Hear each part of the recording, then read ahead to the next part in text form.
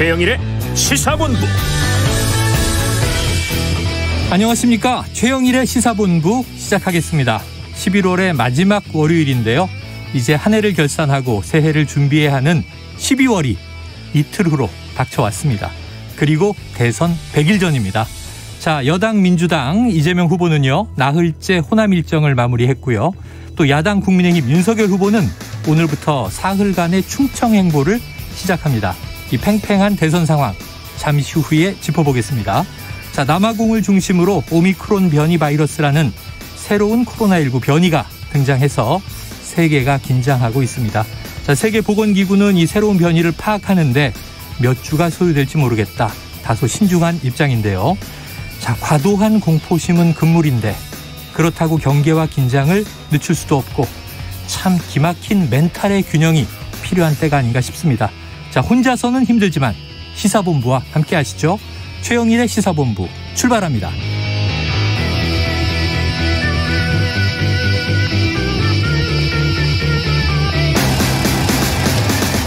네, 1부에서는요, 오늘의 핵심 뉴스를 한입에 정리해드리는 한입뉴스 코너 기다리고 있습니다.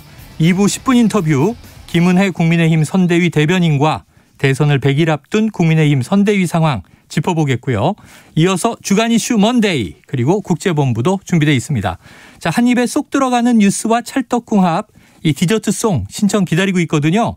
오늘 뉴스에 어울리는 노래가 있으면 문자 샵 9730으로 자유롭게 보내주시기 바랍니다. 선정되신 분께는 별다방 커피 쿠폰을 보내드립니다. 짧은 문자 50원, 긴 문자 100원입니다. 최영일의 시사본부 한입뉴스. 네, 이 월요일에는요, 주말에 쏟아진 뉴스들이 많아서 특히 한입이 커야 되는 한입이기 때문에 입이 크신 김준일 뉴스톱 대표를 모시고 있고요. 박정호 오마이뉴스 기자 나와 계십니다. 어서 오세요. 네, 안녕하십니까. 아유, 뉴스 많아요. 맞습니다. 대선 관련 많고 다른 것도 많은데 빨리빨리 진행해 보죠. 자, 이재명 후보, 민주당 후보 호남 민심 투어가 마무리됐습니다. 자, 주말 사이 나흘 동안 어떤 일이 있었습니까? 네, 지금 보면 광주와 전남 내 모든 지역구를 한 곳도 빠짐없이 방문하고 있어요. 오늘까지 일정이 진행되고요. 오늘 오후에야 서울로 올라올 걸로 보이는데요. 아직 끝난 건 아니군요. 마무리 그렇습니다. 중. 네, 마무리 좀 하고 있고요. 일정 내내 쭉 돌이켜보면 민주당과 그러니까 이재명 후보 자신이 호남의 기대에 부응하지 못했다는 반성, 그다음에 뭐 낮은 자세, 이런 걸로 호남 민심에 좀 호소하는 모습, 이런 것들을 볼 수가 있었습니다. 특히 어제 같은 경우에는 광주에서 첫 지역 선대위를 열었는데 여기에 이제 쇄신 선대위의 시작을 알렸다라는 해석이 좀 가능한 상황인데 왜냐? 봤더니 이 공동위원장, 광주 선대위 공동위원장에 만 18세 여고생이 발탁이 됐어요. 눈에 들어왔고 또 시각장애인 영화감독, 사회복지사, 노무사 같은 각계 청년층 전문가들이 함께하게 됐습니다. 공동위원장의 현역 의원은 광주시당 위원장인 송갑석 의원이 유일했어요. 이렇게 좀 뭔가 새로운 모습을 보여주는 그런 자리였다고 평가가 되고 있고 특히 뭐라고 했냐면 이재명의 민주당에서는 호남이 민주당의 텃밭이라는 말이 나오지 않게 할 거다. 아유, 사실 따지고 보면 텃밭은 조금 유권자들이 무시되는 느낌이 있어요. 이 단어 자체가 사실은 좀 맞지 않는 그런 단어이기도 하고요. 늘 집토끼, 산토끼도 그렇고. 그래서 이 호남은 민주당의 죽비이고 회초리다. 이런 얘기를 했어요. 또 오늘 광주에서 또 전국민 선대위 오늘 아침에 회의를 주재했는데 거기서도 민생 대통령, 경제 대통령이 되겠다. 이렇게 강조를 했습니다. 자, 호남 일정. 지금 메타버스 세 번째인데 부울경, 충청권, 호남. 그렇습니다. 어떻게 김 대표님 보시기에 잘 되고 있습니까? 뭐 일정 정도 성과를 거두고 있다고 봐야죠. 제가 지난주에 말씀드렸지만은 그 지역에 다녀오면 그 지역의 여론조사가 소폭으로 반등하는 현상이 나타나긴 했어요. 여론조사 결과. 그러니까 잘하고 있는데 그러니까 이재명 후보의 이제 고민 지점이 여기에서 다 드러났다라고 보시면 될 것 같아요. 그러니까 호남 같은 경우에는 과거에 민주당 출신의 대통령 후보들이 거의 한 80% 넘게 지지를 받았었거든요. 근데 지금은 한 70%밖에 안 나와요. 그러니까 아직도 그 이재명에 대한 약간 미심적인 미심적인 그런 시선들이 있다라고 봐야 될 것 같아요. 그러니까 그 여성향 지역에서조차 그러니까 나흘 연속 이렇게 이제 집중을 한 거죠. 네. 그러면서 이제 그 선대위 개편도 있었는데 여기에서도 보면은 그 오영훈 의원을 비서실장으로 했어요. 그거는 그 이낙연 캠프에 계셨던 분이거든요. 그렇죠. 비서실장으로 했다라는 거는 끌어안겠다라는 이제 메시지를 보낸 거고 그 와중에 이제 광주 대전안 선대위에서 광주여고 3학년을 공동 선대위원장 중에 한 명, 10명인데 그 중에서 한 명으로 하고 대부분도 다 2030 역시 청년층 지지율이 안 나온다 지금. 그러니까 상대적으로 덜 나온다라는 거를 의식을 해서 이렇게 한 건데 이제 이게 그냥 선대위원장만 임명하는 게 아니라 진짜로 좀 피부에 와닿는 뭐가 이제 나와야지 후속적으로 나와야지 뭔가 이제 지지율 반등이 좀 이 젊은 세대에서 있을 것 같아요. 2030 청년층을 넘어서 이제는 10대 이제 여자 고등학생까지 청소년까지도 보겠다는 건데 투표권이 있으니까 그러니까 그렇죠. 만 18세 이상 그렇습니다. 시작되는 그 시기에 딱 연령대에 보면은 지난해 총선도 그렇고 정의당도 청소년 정치 얘기를 하면서 선거 연령을 더 낮춰야 한다 이런 얘기도 나오고 있는데 자 대선에서 어떤 파급력이 있을지 좀 지켜봐야 될 것 같습니다. 후보 비서실장으로 오영훈 의원. 그런데요. 제가 SNS를 주말에 쭉 보니까 이낙연 전 후보가 피켓을 딱 들고 있는 사진이 있어요. 이재명은 합니다. 그래서 저는 호남 유세 나왔나 보다. 이낙연 전 후보가 드디어 지원 유세를 하는구나 그랬더니 이게 합성 사진이라 그러더라고요. 이낙연 전 후보는 뭐 하고 있습니까? 지금 다른 일정이 잡힌 게 있어서 참석하지 못했다 이렇게 알려주고 있는데 참석을 나흘 동안 못했죠. 못한 거죠. 제가 어제 사실 광주에 가서 취재를 좀 하고 현장에 있었는데 현장 몇몇 지지자분들 이재명 후보 지지자분들이 이낙연 전 대표는 뭐 하냐 이런 불만, 불평도 좀 말씀하시더라고요. 현장에서는 왜 안 나오느냐. 그러게요. 이게 대선 일정보다 정당의 중요한 다른 일정은 뭐가 있었을까? 이것도 궁금한 대목인데. 그러면은 김 대표님 보시기에 언제쯤 등판할까요? 글쎄요. 등판하실까요? 안 하실 수도 있다. 안 할 수도 있다라고 저는 봅니다. 등판이라는 게 대단한 게 아니라 이미 지지한다라는 얘기를 했는데 같이 뭐를 손잡고 다니기에는 조금 여전히 좀 껄끄러운 것 같아요. 살짝. 근데 이미 캠프에 있었던 분들은 다 들어갔기 때문에 그게 문제는 아닌 것 같고요. 대선 열기는 점점 뜨거워질 텐데 앞으로 이제 호남에서의 지지율 향방에 따라서 자 이낙연 후보가 좀 꼭 등판하셔야겠습니다 하는 상황도 올 것 같고 또 계속 이렇게 안 보이다 보면 그럼 민주당이 홍준표 아니냐 또 이런 역비판도 나올 수 있을 것 같아요. 그래서 이 이낙연 전 대표의 등장 여기에 언론들이 또 관심을 가지고 있는데요. 최소한 그러니까 이 공식 선거운동 그때 3주 동안 선거운동이 진행되는데 2월 중순부터 그렇습니다. 공식 선거운동 기간이죠. 그때는 이 등장을 해서 같이 전국을 돌면서 지지 유세를 하거나 아니면은 어떤 특정 포인트에서 지지를 하는 그런 발언이나 모습을 보이지 않을까 이렇게 좀 예상해 봅니다. 자, 연말 연초 겨울을 좀 보내면서 지켜봐야겠습니다. 이번에 야당으로 가보죠. 이 공통점이 있어요. 윤석열 후보 역시 청년 표심 잡기 행보에 나섰다. 어떤 청년 일정이 있었나요? 그저께 보면 예술의 전당에서 열린 청년 작가 특별전을 찾았습니다. 여기서 청년들의 작품을 감상하면서 많은 관심을 기울이는 모습 보였고요. 특히 어제 같은 경우는 선대위 조직 총괄본부 산하의 청년 본부와 함께 내일을 생각하는 청년위원회 이런 출범 행사를 열었습니다. 그러니까 마찬가지예요. 윤석열 후보도 이 지지층이 사실 취약하다고 느껴지는 왜냐 홍준표 의원이 2030을 좀 꽉 잡고 있는 그런 느낌이 들어서 청년 플랫폼 때문에 그래서 이 좀 취약한 2030 세대의 접점을 늘리기 위한 행보 그래서 보이고 있다라고 생각이 들고요. 특히 어제 한 얘기를 들어보면 대통령실을 비롯해서 모든 정부 부처에 청년 보좌역을 배치하겠다 이런 약속도 했고 이 청년위가 선대위 청년 본부와 다른 조직으로 그래서 별도로 후보 직할 조직으로 윤 후보가 위원장을 맡습니다. 그래서 이렇게 청년들을 잘 챙기겠다 이런 얘기를 하는 거고요. 위원회에 봐도 고려인 동포도 있고 워킹맘도 있고 탈북 청년도 있고 힙합 페스티벌 제작자 농어 스타트업 대표처럼 이색 이력을 가진 청년들도 있고요. 뭐 주거복지, 원자력, 국가안보, 외교 뭐 이런 다양한 정책 분야에서 두각을 나타내는 전문가들도 대거 포함이 됐습니다. 뭐 여기서 기존 선대위 틀을 깬 이 위원회에서 청년들의 뭐 아픔, 고통 이런 걸 파악하고 정책으로 만들어 가겠다 이런 뜻으로 읽힙니다. 네, 자, 청년들이 어느 쪽의 메시지에 더 반응하는가 이것도 이제 다가오는 대선에서 중요한 대목인데 지금 주말을 끼고 호남 행보 또 오늘부터 윤석열 후보는 이제 충청 행보 그런데 주말에다 이제 청년 청소년의 방점을 찍었어요. 아마 계속 이렇게 될 것 같아요. 김 대표님 현재 상황을 좀 평가해 주신다면. 이 후보, 윤 후보. 예, 뭐 어떻습니까? 비슷해요. 요즘 비슷하다? 거의 약간 뭐라고 해야 데칼코마니 같아요. 예를 들면 대칭이란 말이죠, 서로. 예, 대칭으로 예를 들면 예전에 재난지원금 얘기하니까 50조 방역지원금 얘기하고 일종의 뭐 의식했을지 안 했을지 모르겠지만 일종의 물타기성도 서로 있는 것 같아요. 물타기성. 서로 얘기를 하면은 비슷하게 행보를 하고.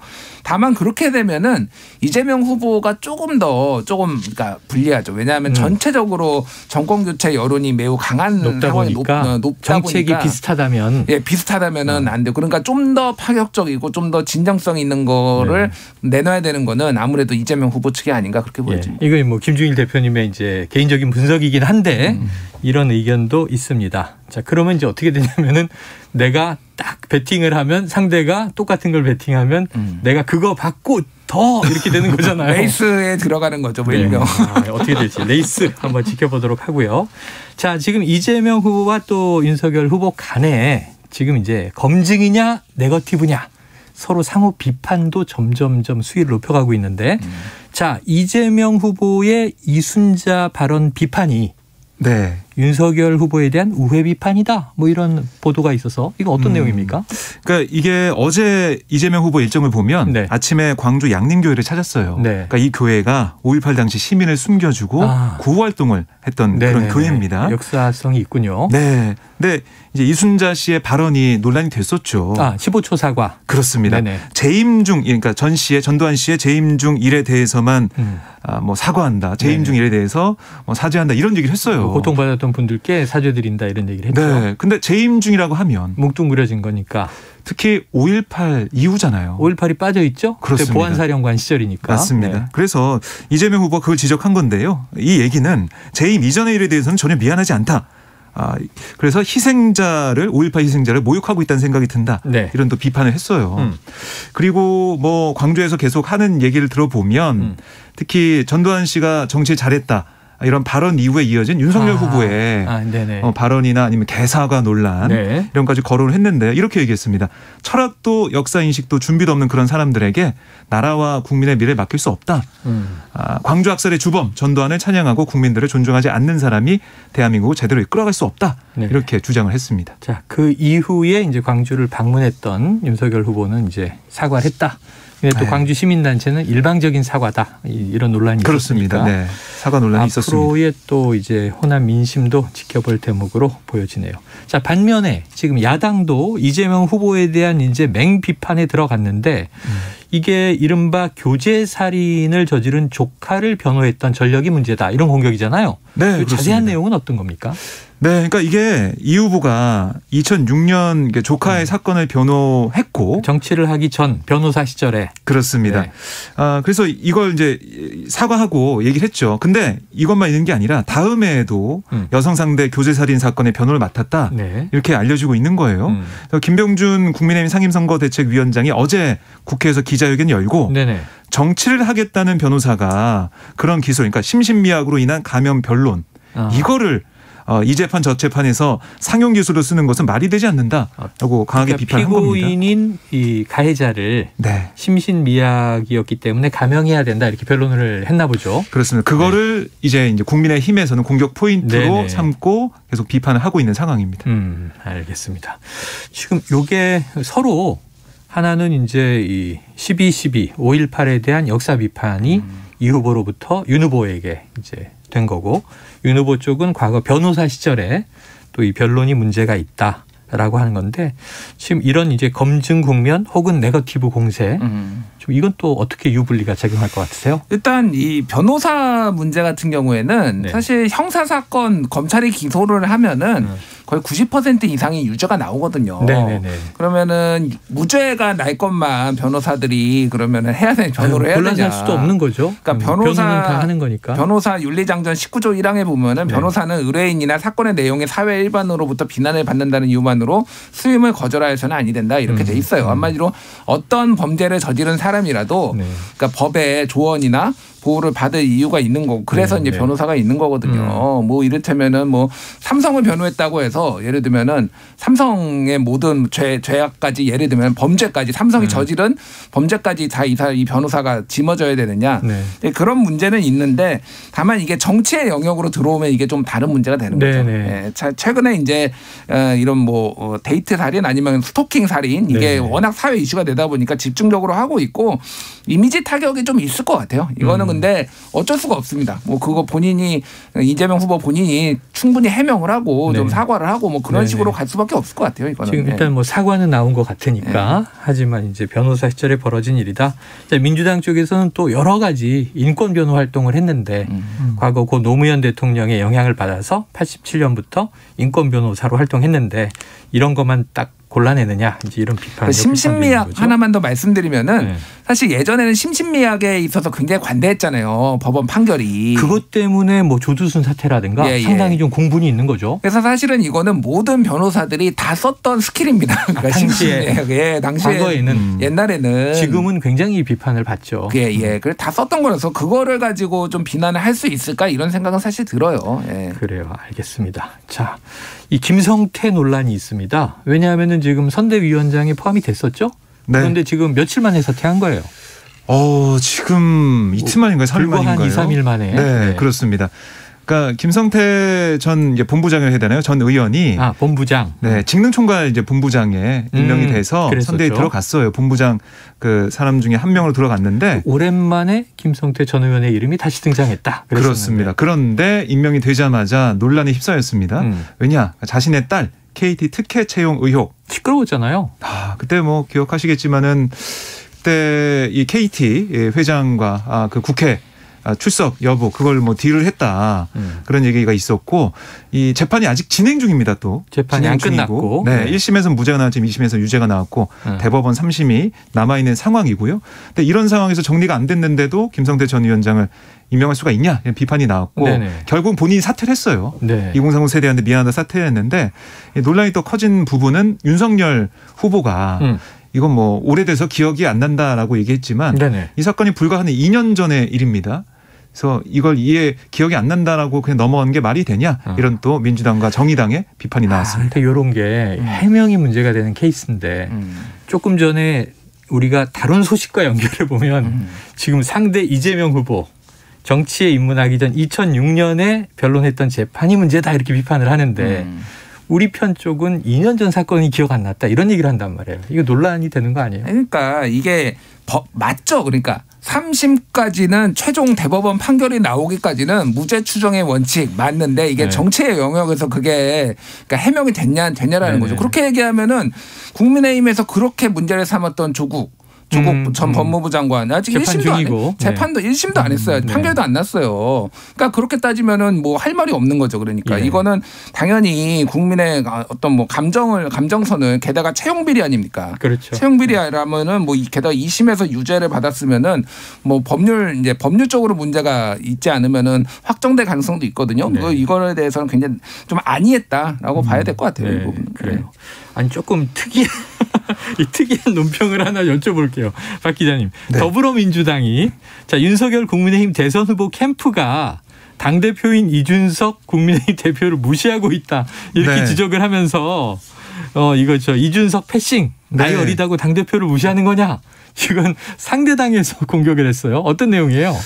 그러니까 계속해서 좀 나왔던 부분이죠. 나왔던 부분인데 특히 이번에 김병준 선대위원장 임명을 하고 사실 이준석 대표는 다른 대안도 제시하고 얘기를 했었지만 선대위 밖으로 빼면 김종인 전 위원장이 올 거다. 맡기면 된다 이런 얘기를 했었는데 이것 좀 안 되고 그리고 이 김병준 선대위원장이 사실 원톱으로 간 거잖아요. 지금 현재 상황은 그렇죠. 네, 그러면서 이준석 대표와 논의도 잘 안 됐고 잘 모르는 부분이 있고라는 거고 특히 오늘 윤석열 후보가 세종시에 가서 2박 3일 동안 충청권 일정을 소화하는데 이 일정도 몰랐다는 거 아닙니까? 그래요. 이준석 대표가.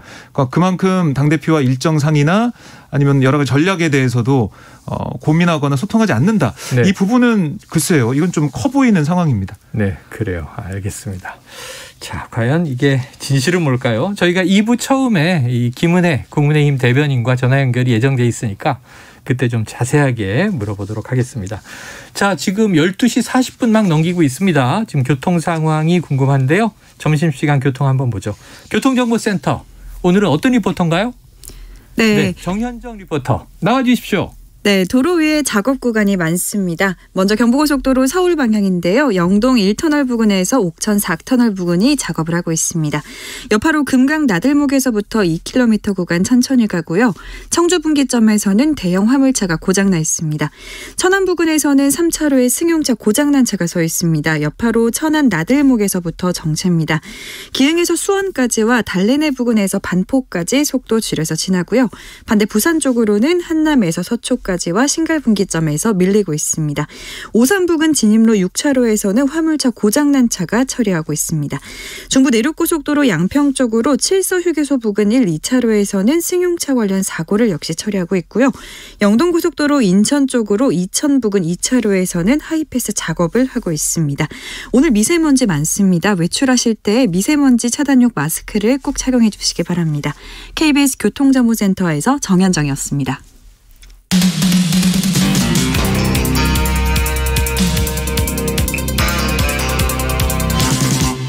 최영일의 시사본부. 네, 정현정 리포터의 교통 상황 듣고 왔습니다. 조금 전에 이제 이준석 패싱 논란, 민주당 논평은 좀 이례적이다 이런 얘기했는데 김준일 대표님도 이 사안에 지켜보고 계시죠? 예. 어떤 의견 있으세요? 일단 민주당이 남의 당 패싱 대표 패싱해가지고 성명을 낸 건 굉장히 이례적이에요. 이례적이죠. 이거는 약간 균열을 보겠다라는 거예요. 그러니까 2030 젊은 남성들의 지지를 이준석 대표가 많이 얻고 있는데 그렇죠. 그 부분이 이준석 패싱이다라고 하면은 그러니까 분노하는 거죠 한마디로. 일종의 이관계입니까? 저는 일종의 이관계라고 봅니다. 뭐 이관계인데 내용이 없는 이관계가 아니라 좀 실체에 근접한 이관계라고 봐야 될 것 같아요. 내용이 있기 때문에. 그렇죠. 파괴력이 있다. 오늘 이준석 대표가 라디오 오늘 오전에 인터뷰에 나와가지고 윤석열 후보 충청도 일정을 전날 언론을 통해서 알았다. 황당하다. 이런 얘기를 했어요. 그래요. 그러니까 상임선대위원장이자 홍보 미디어 총괄 본부장이잖아요. 맞아요. 겸직하고 둘 다 있는데. 뭐가 됐든 둘 다 알아야 되는 거예요. 이거는. 그러네요. 네. 후보의 그러니까 일정인데. 후보의 일정이고 홍보를 하려고 하든 알아야 되고 상임선대위원장 당연히 알아야 되잖아요.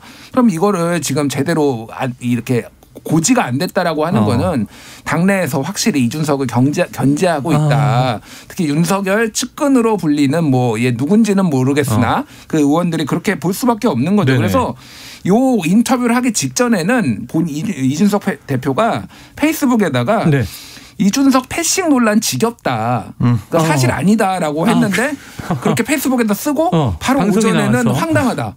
나 패싱이라는 단어는 안 썼지만 나 패싱돼서. 지난밤과 오늘 아침 상황이 달라졌군요. 바로 달라졌어요. 그러니까 사실은 이게 당내 권력 투쟁의 성격이 살짝 있습니다. 그리고 이거 김종인 전 비대위원장을 모시고 오느냐 마느냐를 놓고도 견제가 있는 거예요. 그러니까 이준석 대표는 계속 지금 모셔와야 된다라는 입장이거든요. 그런데 다른 이제 소위 말해서 윤석열 측근 그룹들이 그거를 견제하고 있는 상황. 여기까지 이제 같이 갈등이 있다고 봐야 될 것 같아요. 지금 이양수 국민의힘 의원이 어제 지금 당사 6층에 김종인 전 위원장을 위한 방이 비어 있다 이런 얘기를 했단 말이에요. 그렇습니다. 모셔오는 것은 추진 중인데 사실상 지금 지난 주말부로 김병준 위원장 원탑 체제가 된 거 아니냐. 이 두 가지가 충돌. 이것도 또 김은혜 대변인에게 잠시 후에 물어보도록 하겠습니다. 어떻게 되는 건지. 자, 궁금합니다. 근데 어쨌든 이준석 패싱은 본인도 지금 오늘 아침에 인정을 한 상황이 돼버렸네요. 뭐 사실상 그렇게 돼버린 거죠.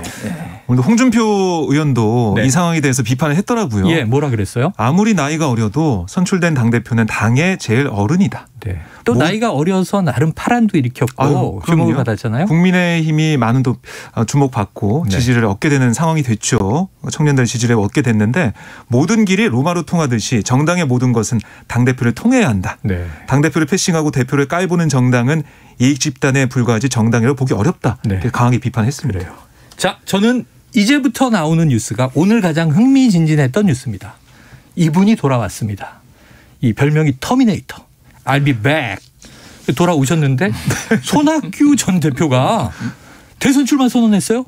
오늘 오후에 할 예정인데요. 예정이에요? 이제 기자들에게 고지가 됐어요? 네, 여의도 한 카페에서. 여의도 카페에서? 네. 국회가 아니네요. 네. 이 지금 I'll be back 말씀하셨지만 네 번째 대선 도전이에요. 네 번째 벌써? 그렇습니다. 많이 됐다. 돌이켜보면 5년마다니까 20년이네요? 그런 셈이죠. 네네. 그러니까 손 전 대표가 한나라당 탈당 이후에 17대 대선, 18대 대선에서 그때 보면 17대 대선은 대통합 민주신당, 그러니까 민주당 계열에 그다음에 18대 대선은 민주통합당 대선 이게 경선 후보로 나섰습니다. 하지만 그때 뭐 2위로 밀려서 다 안 됐고요. 19대 대선에서는 국민의당으로 당적을 변경해서 대선 경선에 도전했지만 그때도 현 안철수 국민의당 대표에게 패배를 했어요. 그러니까 경선만 3번 치렀다가 안 됐고 이번 네 번째 도전이거든요. 지금은 무소속이잖아요. 지금 예, 그렇습니다. 지금 뭐 전 바른미래당 대표 이 직함만 지금 가지고 있다라고 보시면 되겠습니다. 바른미래당 대표가 마지막 당적이에요. 네. 그래서 근데 지금 보면 돌이켜 보니까 최근 들어서 페이스북에 좀 글을 종종 남겼고 또 지난 25일에 전두환 씨 빈소를 찾아서 또 기자들과 만나서 했군요. 그렇습니다.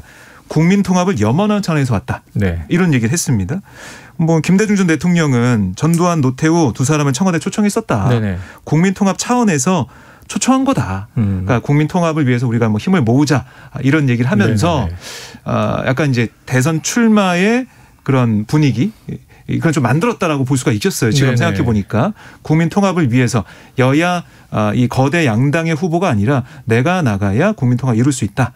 정치를 바꿀 수 있다. 이렇게 주장할 것으로 보입니다. 그런데 이제 손학규 전 대표가 이렇게 이제 딱 대선 출마 선언 얘기가 나오니까 오늘 오전에 제가 만난 기자나 평론가분들이 무슨 일이 터지는 거 아니냐 이런 얘기를 하시는데 제가 지금 김준일 대표님 근거가 있는 겁니까? 그 징크스를 짧게 요약해서 말씀해. 일명 손학규 징크스군요. 손학규 징크스가 있어요. 무슨 결단만 하면은 큰일이 터지는 거. 뉴스에서 자꾸 묻혀서 안타까워했잖아요. 2006년 10월 9일에는 100일 민심 대장전 해가지고 수염을 이렇게 기르고 나왔는데요. 그날 탄광도 가고 북한이 1차 핵실험 강행했고요. 아이고.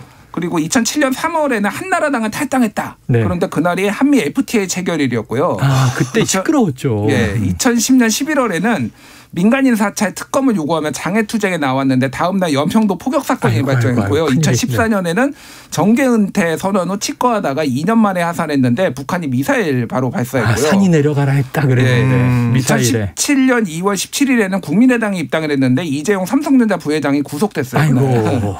그리고 2017년에 미국으로 갔다가 12월에 귀국했는데 그날 제천 스포츠센터 화재가 발생했고요. 큰 화재였죠. 뭐 이런 게 있다 보니까 뭐 그리고 그러니까 2018년에는 국회의원 재선거 출마 결심했는 날에는 북미 정상회담 결렬 또 뭐 그게 나타났어요. 그러니까 정말 대단하다. 정말 대단하다. 이렇게 긴 역사를 써내려가기도 힘든데. 근데 이번에 오늘 뭐가 안 터지면은 진짜 손학규의 존재감이 이제 없어진 건가? 징크스도 피해갈 정도로 없어진 건가? 안 돼요. 우리가 다루고 있는데. 뭔가 터지면 안 될 것 같다는 생각도 들고 또 징크스 말씀하시니까 이게 깨지면 또 어떡하나 이런 생각도 들고. 깨지면 어떡하나 그걸 걱정해요 지금. 아니 손 전 대표님의 입장을 좀 생각해 보세요. 자 오늘 오후에 여의도의 뭐 카페에서 대선 출마 선언을 한다. 한번 기자회견 내용이 보도로 나올 테니까 지켜보도록 하고요. 오늘 오후는 아무 일 없이 넘어갔으면 하는 게 저희의 바람입니다. 자 그런데 이거 뭐 다른 얘기지만 지금 이 코로나19 관련해서 새로운 변이가 나타났는데 상당히 좀 이 세계적인 공포감이 있어요. 오미크론 변이. 자, 이 실체가 아직은 정확히 안 나온 것 같은데 왜 이렇게 걱정하는 건지 이 박 기자님이 좀 정리해 주시죠. 그러니까 이게 지금 아직은 좀 평가나 분석이 좀 엇갈리고 있어요. 이 정리된 걸로 말씀드리면 세계보건기구가 그러니까 WHO가 이 새로 남아공에서 이제 확산되고 있는 네. 새로운 변이에 대해 오미크론이라는 이름을 주말 사이에 붙였습니다. 네. 이게 아프리카 보츠나와에서 처음 보고된 다음에 지금 보면 전 세계 최소 12개 국가에서 감염 사례가 나왔어요. 네네. 특히 이게 더 무서운 게 뭐냐면 홍콩 같은 경우는 그 격리 가운데 그러니까 호텔방 건너편에 있던 사람이 이 오미크론에 감염된 사람과 떨어져 있었는데 불구하고 접촉한 게 아닌데 감염이 됐다는 거예요. 건너편에 있는 방으로 그래서 공기 중 감염이 아니냐, 감염력이 전파력이 센 게 아니냐 이런 우려가 좀 나오고 있고요. 이런 뭐 무서운 분위기가 좀 만들어지면서 이스라엘 같은 경우는 지금 아예 외국 입국을 금지하고 있고 다 이 뭔가 조치를 취하고 있는 상황이고 우리도 지금 아프리카 일부 국가에서 오는 그런 입국객들 외국인들을 지금 막고 있는 상황입니다. 오미크론. 지금 김준일 대표님이 이제 주로 대선 분석을 많이 해주고 계시지만 제가 뉴스톱을 쭉 보면서 그동안 팔로우했던 게 이 코로나19 바이러스 관련한 팩트체크를 정말 열심히 해오셨어요. 많이 했죠. 오미크론에 대해서는 어떤 입장이세요? 아직은 우려를 할 만한 단계는 아니다라고 봐야 되는 게 왜냐하면 정확하게 이게 어느 정도의 감염력과 어느 정도의 치명률을 가졌는지 분석이 안 됐어요. 그래서 한 2주에서 한 달 정도 걸리고요. 이게 변이가 많으면은 그 변이 그 스파이크 단백질이라고 돌기에서 변이가 생기거든요. 많아지면은 더 잘 붙는다는 얘기죠. 근데 그게 인간의 수용체하고의 궁합이 있어요. 변이가 됐다고 다 붙는 게 아니고 인간의 수용체하고 맞는 게 있는데 그게 정말로 잘 서로 궁합이 맞느냐를 봐야 돼요. 그러니까 그 부분은 아직 검증이 안 됐다라고 보면 될 것 같은데 워낙 이제 새로운 게 등장을 하다 보니까 특히 이제 남아공이 백신 접종률이 높고 여기가 HIV 바이러스 그러니까 인간 면역 바이러스가 이제 굉장히 문제가 많잖아요. 전체 인구의 한 20%가 감염돼 있는데 여기에서 변이가 많이 생긴다고 합니다. 그러니까 그런 부분들이 좀 우려가 되는데 좀 논란이 됐던 거는 원래 이거 누 바이러스였거든요. 누 바이러스. 그래서 지난주에는 누 바이러스라고 저도 리포트를 했는데. 근데 누라고 하면은 WHO가 얘기를 해요. 누는 뉴랑 헷갈린다. 뉴랑 새로운. 새로운 거랑 헷갈린다라고 해서 했는데 그 다음에 크시거든요. 크시가 XI로 표시를 해요. 근데 이거는 특정 성을 연상시킨다. 중국 이름이네요. 시진핑. 아이고. 그래서 시진핑이라는 얘기는 안 했지만 특정 성을 연상시켜서 바로 오미크론으로 넘어가니까 이거 중국 눈치 보기 아니냐. 이건 초기부터 우한 바이러스라고 지칭해서 또 문제가 있었으니까. 그렇죠. 그러니까 WHO에 지금 미국 다음으로 돈을 분담금 많이 나는 나라가 중국이거든요. 그러다 보니까 아무래도 눈치 보기다라는 비판들이 막 쏟아지고 있죠. 어쨌든 뭐 특정 도시나 뭐 특정 이름이나 이런 걸 또 연상케 하거나 붙으면은 이제 논란이 있을 수 있어서 이래저래 피해서 누 바이러스가 지금 오미크론 바이러스로 주말 사이에 변신을 했습니다. 건너뛰었습니다. 이름만. 그래요. 보니까 지금 모더나, 화이자 백신 제조업체들이 화이자 같은 경우는 100일 안에 오미크론 백신 출고 가능하다. 이런 얘기하고 있고 석 달. 모더나 같은 경우도 내년 초에 오미크론 백신 출시 가능하다. 이런 얘기를 하고 있어요. 이게 이제는 보니까 백신 개발이 참 감사한 일이긴 했는데 또 백신 개발 제약사들의 돈줄이 되는 거 아닌가? 여러 장기화되면서 고민들이 많이 있습니다. 자, 그 외에도 지금 대장동 의혹 검찰 수사가 주말 사이에 50억 클럽 줄줄이 비공개 소환을 했다는 얘기가 있는데 이건 또 내일 더 자세하게 다뤄보도록 하고요. 한입뉴스 여기서 마무리하면서 우리 청취자 미무스 원님 한입이라고 하면서도 한입으로 참 여러 말 하는 시사본부. 크크. 그래서 앞으로는 저 한숨에 모든 걸 다 얘기하거나 한입의 정의를 좀 내려야 될 것 같아요.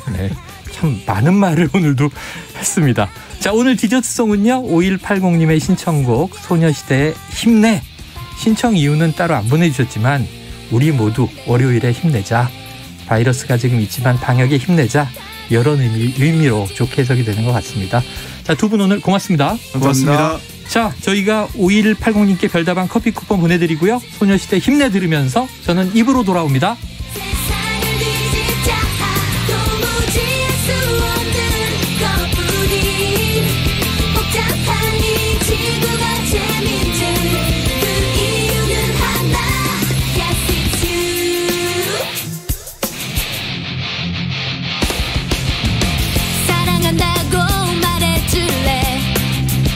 날 감싸고 함께 웃어줄래.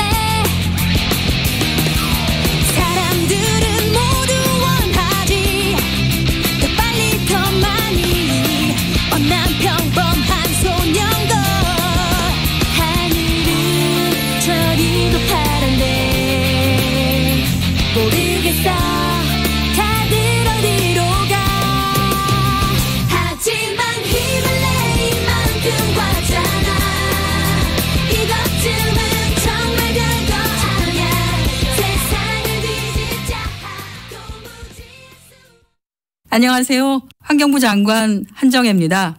여러분은 환경을 지키기 위해 어떤 실천을 하고 계신가요? 안녕하세요. 강동구의 헬스보이 김영남입니다. 전 요즘 몸도 지키고 환경도 지키는 특별한 다이어트를 하고 있는데요. 바로 줍깅입니다. 조깅을 하면서 길에 버려진 쓰레기를 줍는 운동이죠. 이렇게 구부렸다 폈다 하는 반복 운동으로 나는 뱃살 다이어트, 지구는 쓰레기 다이어트, 일석이조죠? 여러분의 작은 관심과 참여로 더 나은 환경을 만들어갑니다. 이 캠페인은 환경부와 함께합니다.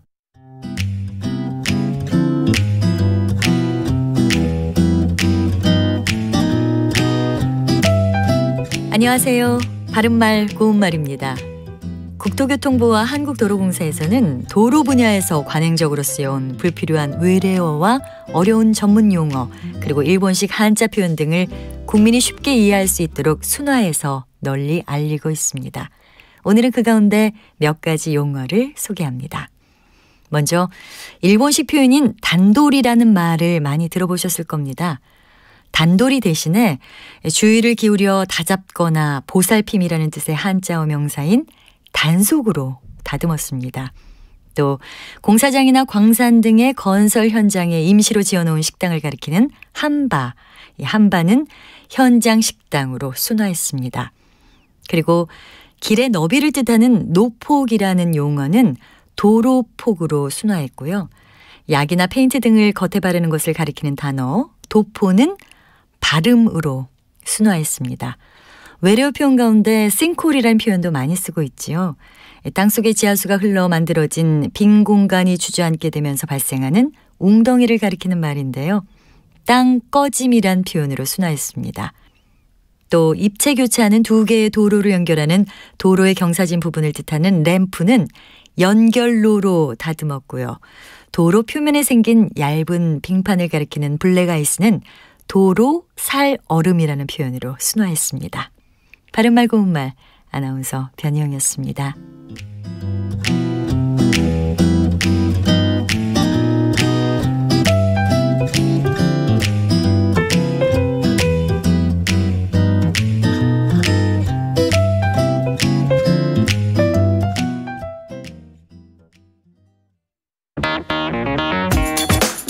시사는 뜨겁다. 조직적으로 움직였다는 의심이 드는 사건입니다. 아니 정치 권력이 더 세죠. 두 번째는 뭐냐면 정말 진짜 그건 대변이에요. 김영남 의원 때론 차갑게 식혀야 할 때도 있다. 그러니까 너는 죄가 있어. 이렇게 판단하는 건 잠시만요. 이제 그만 문제라고. 그만 잠깐 끊고 가겠습니다. 시사는 시원하다. 이처럼 소가 화장실을 이용하면 배설물을 한 곳에서 처리할 수 있으니까 온실가스 배출량을 획기적으로 줄일 수 있다고 하는군요. 시원한 바람처럼 기분 좋은 소식이 있다. 시사의 핫앤쿨 KBS 1라디오에 다 있습니다. 평일 저녁 7시 20분 정준희 교수의 KBS 열린 토론, 평일 밤 10시 5분 김성환의 시사야. 많은 청취 바랍니다.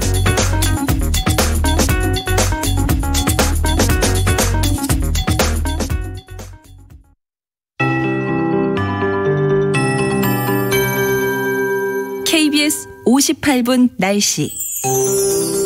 추위가 주춤한 사이 미세먼지가 다시 말썽입니다. 현재 서울, 경기와 충청도, 대구를 중심으로 초미세먼지 농도가 나쁨으로 오른 곳이 많은데요. 대기가 정체돼 있어서 먼지가 날아가지 못하고 그대로 쌓이고 있어서 수도권과 세종, 충북은 종일 먼지 농도가 나쁨에 머물겠고요. 그 밖의 지역은 보통에서 좋음 단계를 보이겠습니다. 공기는 온화해졌습니다. 오늘도 평년 기온을 2도에서 7도 정도 웃돌면서 한낮 기온이 서울 12도, 대전 14도, 광주 16도, 강릉, 부산 17도까지 오를 전망인데요. 낮 기온이 오르는 만큼 일교차는 15도 안팎으로 무척 크게 벌어지겠습니다. 오늘 중부지방은 구름이 많이 끼는 가운데 서해 5도에 오후에 비가 오는 곳이 있겠고요. 남부지방은 대체로 맑겠습니다. 한편 지금 강원 영동과 경상도 동해안 지역에는 건조특보가 발효 중이어서 불조심하셔야겠습니다.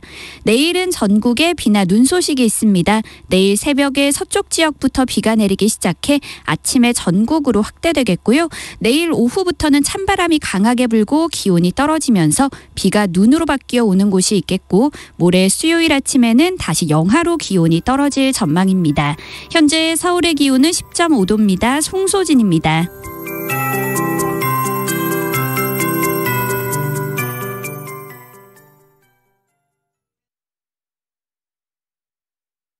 정성을 다하는 국민의 방송 KBS가 한시를 알려드립니다. AM 711kHz, FM 97.3MHz, KBS 1라디오입니다. HLKA.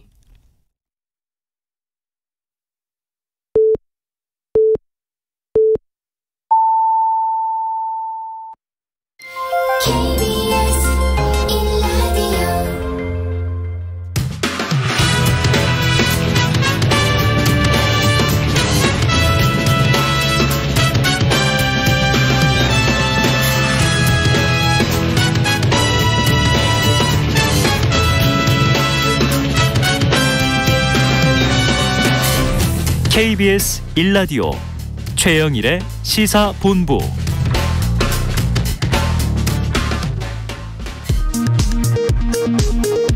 정보센터 뉴스입니다.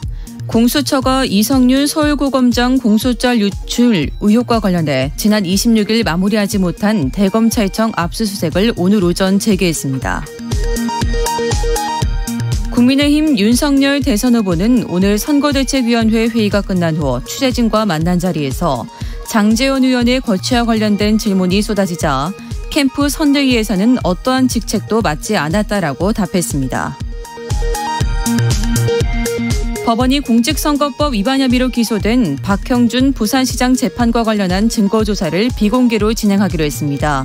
주요 증인들이 국가정보원 직원이라는 점 등을 고려한 결정으로 법정 내에 가림막도 설치될 예정입니다. 박범계 법무부 장관은 최근 헌법재판소가 일명 윤창호법이 위헌이라는 결정을 내린 데 대해 윤창호법은 시대적 산물이며 헌재가 법리에 충실한 판단을 했겠지만 다소 아쉬운 측면이 있다고 밝혔습니다. 2014년 세월호 참사 이후 7년 넘게 끊긴 인천에서 제주 뵙기를 이을 여객선이 다음 달 10일 취항합니다. 인천에서 제주 여객선 운항은 세월호와 오하마나호를 운항하던 청해진 해운이 2014년 면허 취소를 당한 이후 7년 넘게 중단되었습니다. 지금까지 정보센터 뉴스 정한나였습니다.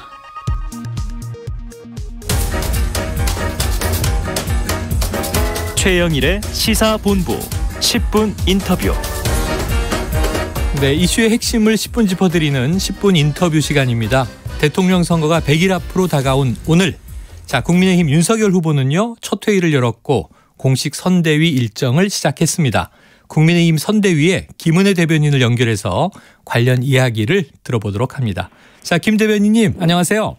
네, 오랜만입니다. 안녕하셨어요. 네네. 김은혜 의원입니다. 야, 뭐 의회에서 활약이 대단하시던데요. 아유, 말씀을요. 네, 자, 윤석열 후보가요, 오늘 네네. 2박 3일간 충청 지역을 방문한다고 하는데, 네네. 자, 선대위 첫 지방 일정으로 충청을 선택한 것 의미가 있겠죠?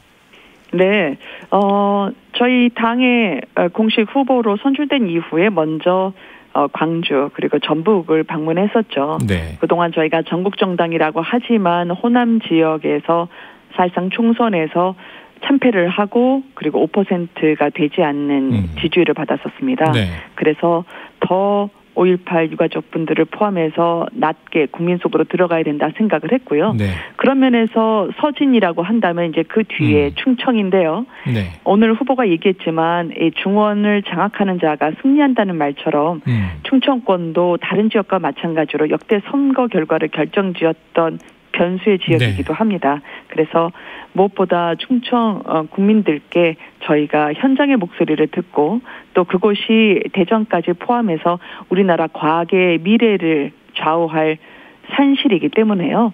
국가의 앞으로의 성장 동력 그리고 역량의 토대를 확인하는 그런 방문으로 하고 싶습니다. 네, 중원을 장악하는 자가 승리한다. 중요한 얘기인데요. 자, 오늘이요 공동선대위원장 김기현 원내대표 또 이수정 교수 등 내외에 5분을 임명을 했는데요. 이 화제가 되는 인물을 보면 이수정 교수를 선대위원장으로 임명했다. 자, 어떤 이유로 보십니까? 이수정 교수님은 저희가 굳이 설명하지 않아도 알 정도로 전 국민에게 다가서 있는 분이죠. 그리고 이분이 약자의 편에서 우리 사회의 구조적 모순을 혁파하는 데 있어서 많이 앞장서온 분으로 알고 있습니다. 그래서 이수정 교수님이 저희 공동 선대위원장에 합류하신 게 저희한테는 굉장히 좋은 천군만마라고 생각을 하고요. 알겠습니다. 워낙 또 프로파일러로 범죄 심리 분석가로 많이 알려진 분이기 때문에 자, 역할이 이제 궁금한데 지켜보도록 하고요. 그런데 일부 보도를 보면 이준석 대표가 이수정 교수 인선에 좀 반대 입장을 밝혔다 이런 보도들이 있어요. 또 김병준 위원장 기자회견 할 때도 이준석 대표 패싱 논란이 있어서 내부에서 보시기에 이 두 분의 협의 그러니까 이제 이준석 대표와 또 김병준 위원장 등 좀 실제로는 어떻습니까? 사실 이 정치에 있어서 정당이라는 게 항공모함 같기 때문에요. 이렇게 모터보트처럼 그냥 바로 신속하게 하는 기자회견이라는 것을 실시간으로 공유할 수 없는 부분도 있습니다. 그리고 이수정 위원장이나 또 김병준 위원장과 관련해서는 대표가 어떤 말씀하시든 사전에 서로 협의하지 않으면 그게 이루어지지 않습니다. 그러니까 충분히 공감하고 이준석 대표가 함께하는 프로세스에 있다라는 거죠. 그리고 김병준 위원장과 관련해서도 이준석 대표가 본인은 홍보 미디어에 전념을 하고 나머지 모든 역할에 대한 일임을 김병준 위원장에게 다 부탁드린다라고 공개적으로 밝혔기 때문에요. 서로 간의 협업 그리고 앞으로의 호흡을 맞추는 것을 걱정하지 않습니다. 이 부분은 여기서부터 문제가 일어난다면 저희가 선거를 못하죠. 문제가 없을 것이다. 잘 조율될 것이다. 이렇게 말씀 주셨고요.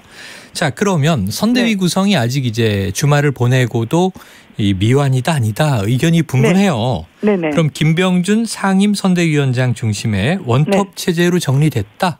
이렇게 봐도 무방할까요? 현재 선대위는요. 아직도 만들어가고 있는 중입니다. 그리고 공동선대위원장 같은 경우에도 오늘에 그치지 않고 앞으로 추가로 인선이 마무리되는 대로 저희가 선을 보일 계획입니다. 당장 이르면 목요일에도 이런 분이 되셨나? 라고 할 만한 그런 깜짝 카드로 준비를 하고 있는데요. 지금 얘기해 주세요. 궁금하네요. 목요일을 예고해 주시니까. 제가 대변인 된 지 며칠 안 돼서. 정보라고 하는 부분에 대해서는 인선이라는 건 무거움을 갖고 접근을 해야 돼서요. 다만 이제 원칙이라는 건 있습니다. 왜냐하면 늘 이런 선대위원장 할 때 정치에서의 잔뼈가 굵은 그런 전문가분들도 필요하지만 탈여의도로 그동안의 정치와는 전혀 관계가 없지만 국민의 현장 속에 있었던 분들 그러니까 격식과 형식을 파괴할 수 있는 여의도 문법과 관계없었던 분들을 모시는 게 오히려 저희가 국민 속으로 들어가는 계기가 되지 않을까 싶어서요. 조금 더 참신하고 그리고 신선한 스펙으로 스펙이라고 하는 건 엄청난 화려한 경력이 아니라 진정 국민들을 위한 화려한 스펙을 가지신 분들로 저희가 모셔볼까 합니다. 그거는 학력과 경력과 관계없습니다. 오로지 소통과 그리고 커뮤니케이션을 잘 해주실 수 있는 우리 곁에 있는 그런 이웃을 모시겠다는 취지입니다. 목요일 궁금합니다. 자, 그런데 어제 이항수 수석 대변인은요. 김종인 전 위원장의 방이 당사 6층에 비어있다 이런 얘기를 했습니다.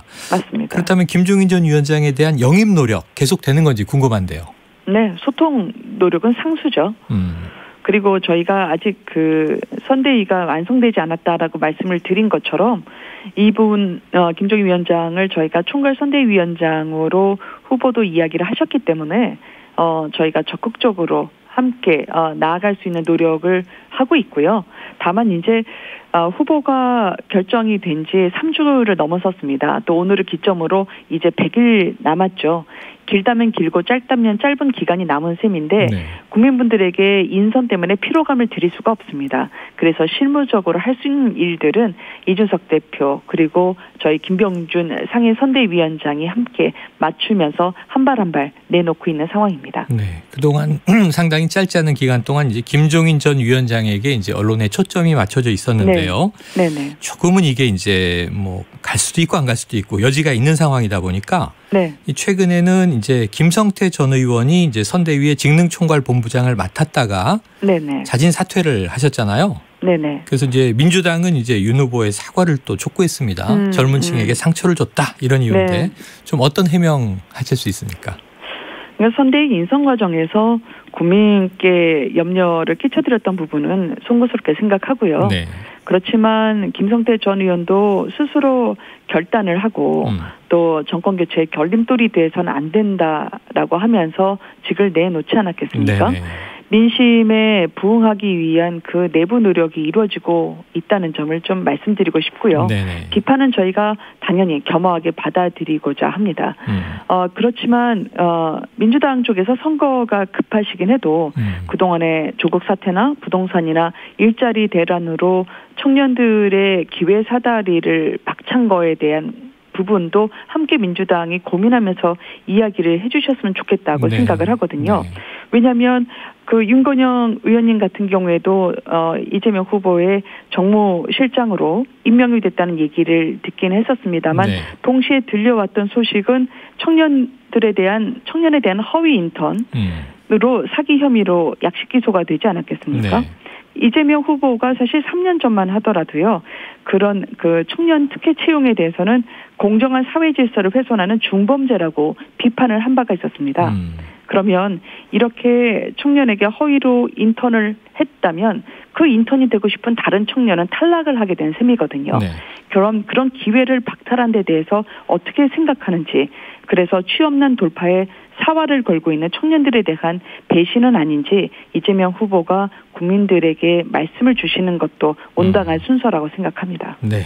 아이고 또 사과와 해명을 하시면서도 또 민주당도 깨끗하지 않다 이런 비판을 해주셨는데 서로 내로남불하지 말자 그거죠. 내로남불하지 말자. 요걸 아예 여쭤볼게요. 지금 민주당 이재명 후보 최근에 이 과거에 조카가 저지른 살인 사건의 변호를 맡은 것 국민의힘이 지금 비판하고 있고 또 이 후보는 이제 사과도 내놨습니다.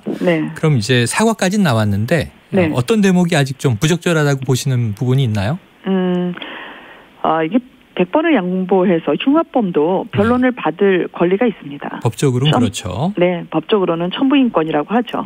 그리고 다른 사람도 아닌 그 친조카를 변론하는 것 자체를 문제 삼고 싶지 않습니다. 문제는 당시에 그 이 후보의 변론 내용과 이후 태도인 거죠. 왜냐하면 지난 2018년 PC방 살인 사건 때 했던 감형을 위해서 심신미약을 주장하는 걸 이재명 후보가 강력하게 비판을 해왔거든요. 그런데 본인 조카의 문제에 대해서는 오히려 본인이 심신미약을 주장하면서 감형을 요구했다는 그 자체는 이율배반이라고 국민들이 생각하시지 않을까요? 그리고 이번에 이 사건을 사과하신다고 하시면서 이거는 살인 사건이거든요. 모녀 살인 사건입니다. 영정이 두 분의 영정이 올라왔던 거죠. 근데 그거를 데이트 폭력식으로 어물쩍 넘어가려고 하신 건 국민분들에게 이 후보가 정직한가라고 하는 의문을 던지게 할 것으로 생각됩니다. 알겠습니다. 이건 국민 판단에 또 맡겨보도록 하고요. 자, 이제 이 대선 100일 남았고 또 이 윤 후보 본선 주자가 된 지 한 달이 다 돼갑니다. 그래서 이제 화제가 되는 것이 지금 이재명 후보는 좀 내외 부부 동반으로 또 이 지방 활동을 하고 계시니까 지금 이제 배우자 김건희 씨는 언제쯤 나타날 것인가 이런 또 언론의 관심이 많습니다. 어떻게 보세요? 자연스럽게 인사드릴 기회가 곧 있을 겁니다. 그렇게 또 기대하고요. 그래야 되고요. 또 그러실 겁니다. 그 엊그제 윤석열 후보가 예술의 전당 청년 작가 특별전을 관람하면서 같이 왔으면 좋겠다라는 언급 자체가 아마 3호 김건희 씨의 등판이 머지않았다라는 신호로 읽히는 게 아닌가 많은 분들이 말씀 주시더라고요.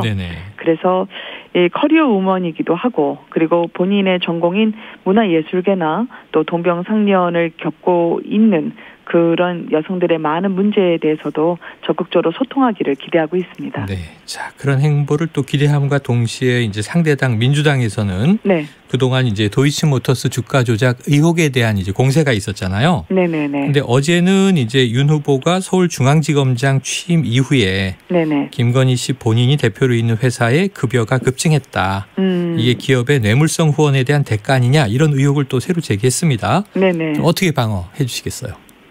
요즘 유행하는 말로 하면 억가라고 생각하고요. 억가다. 이준석 대표가 유행시킨 말인데. 네, 그렇죠. 네. 억지로 깐다. 그러니까 네네. 억지로 깔 수밖에 없는 그런 초박빙의 선거임을 인정합니다. 네네. 그렇지만 그렇다고 명예훼손까지 가면 안 되죠. 아. 그러니까 기업을 운영하면서 경영 성과가 생겨서 급여가 인상된 걸 또 본인이 본인 스스로 이 급여에 대해서 스스로 자비로 막아오면서 나중에 자연스럽게 성과와 연동된 급여 인상을 남편의 지검장 취임과 연결시킨 것, 또 그게 뇌물 아니냐라는 의혹을 제기하고 계시는데요. 네. 이런 걸 과거의 고대의 철학자들이 수탉을 비유해서 얘기해 있었습니다.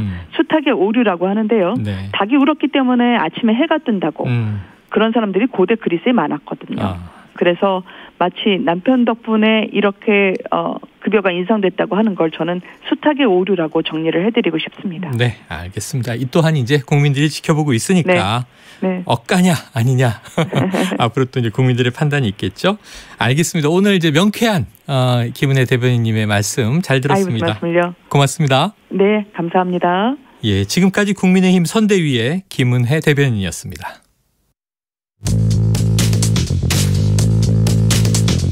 최영일의 시사본부는 여러분과 함께합니다. 짧은 문자 50원, 긴 문자 100원이 드는 샵 9730. 라디오 어플 콩과 유튜브는 무료로 참여하실 수 있습니다.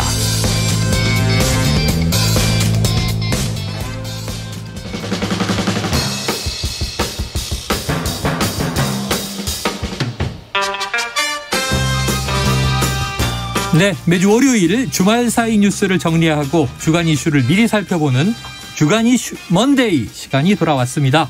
오늘도 시사 래퍼 랩진봉 성공회대 신문방송학과 최진봉 교수 나와 계시고요. 어서 오세요. 안녕하십니까, 최진봉입니다. 자, 그리고 시사계 피오나 공주 노영희 변호사님이 오늘 재판이 있습니다. 예. 재판이 있어서 불참하셨고 대신해서 남자 노영희. 예, 남자 슈렉인 거죠, 슈렉. 그렇죠. 재판 없는 박지훈 변호사. 안녕하세요. 오셨습니다. 어서 오세요. 네. 네. 감사합니다. 네. 슈렉 박지훈이요. 예, 우리 개그계와 법조계 그리고 시사계를 넘나드는 대단한 장벽이 분이죠. 없어요, 장벽이. 맞습니다.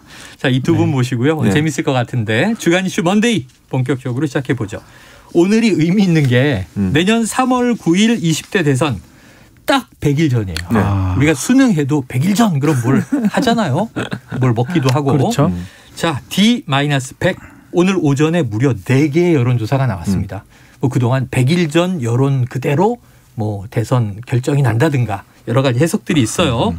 자, 4개 가운데 1개 조사 윤석열 46.3, 이재명 36.9. 이게 오마이뉴스 의뢰로 22일부터 26일까지 성인 3,000명을 대상으로 한 리얼미터 조사고요. 나머지 3개는 윤석열 대 이재명, 이재명 대 윤석열 초접전입니다. 자, 그래서 두 분 전문가의 판세. 랩진봉 교수님. 네. 어떻게 보겠어요? 그러니까 일단 판세는 초접전이에요. 초접전이다. 이 지금 말씀하신 4개 중에 하나만 한 10% 격차가 있고, 네, 뭐 거의 10%죠. 네. 9점 몇 퍼센트 정도 차이 나는데 이거는 좀 특이한 경우라고 보여지고 나머지 3개의 여론조사는 거의 초박빙이거든요. 오차범위 내에서 접전을 이루고 있기 때문에 제가 볼 땐 초박빙으로 보는 게 맞다고 저는 보고. 네.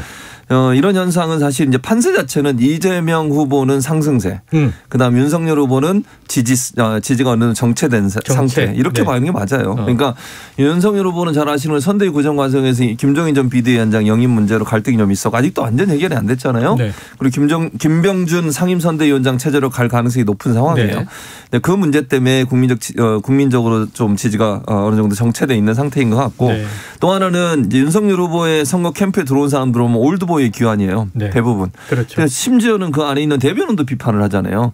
그 국대다를 통해서 나는 국대다인가 그거 통해서 들어온 임승호 대변인이 들어온. 예, 그렇죠. 그분이 이거 국민적 신선함이나 국민적 동의를 얻기 어렵다 이런 비판을 하고 있어요. 거기에다가 또 정진석 그 최다선입니다. 지금 국민의힘에서 이분이 또 대변인은 공식 입장만 얘기해라. 그렇게 얘기하시면 젊은 층 기분 나쁘지 않겠습니까? 네. 그리고 당내 비판적 세력이나 비판적 입장에 대해서 그렇게 마치 선수로 누르는 듯한 그런 표현을 한 거 이런 부분들이 저는 실망을 줬다고 보고 이재명 후보는 지금 지역을 메타버스를 타고 계속 돌고 있잖아요. 접촉면 늘리고 있고 이런 면으로 본다고 하면 이제 이재명 후보에 대한 지지율은 상승세로 접어들었다고 보여지고 윤석열 후보는 정체된 상태 그 상태라고 보는 게 맞을 것 같습니다. 결국은 사실은 이런 얘기 많이 하잖아요. 이번 선거 양자 대결이다. 뭐 오늘도 손학규 후보가 후보 선언을 하긴 했지만 이따가 좀 다뤄보겠습니다. 얘기하겠지만 일단은 1대1 싸움이면 아마 오랫동안 이 두 후보가 상당히 경합을 할 것 같고요. 네. 추세상으로는